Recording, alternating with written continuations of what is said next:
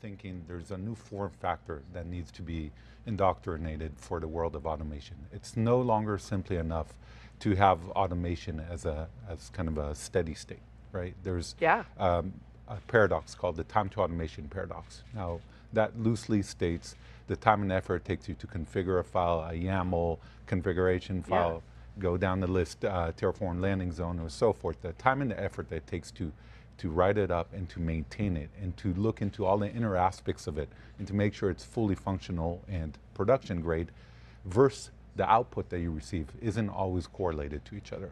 Oftentimes you'll see organizations stand up a self-service platform, an internal developer portal. You can name all the different flavors of these different portals. At the end of the day, it's output versus input, and it doesn't always have the economics involved.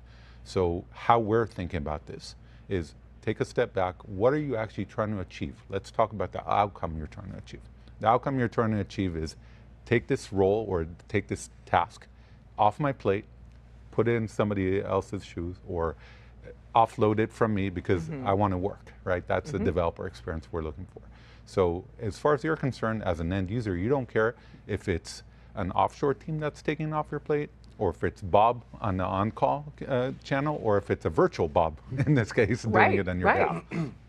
If you could go and abstract away, what we're actually saying is delegate that chore, that task, that process from me into the hands of a trusted teammate or a trusted colleague, and then make sure that happens. And that's essentially the experience we're trying to cut, where the form factor change from automation to delegation.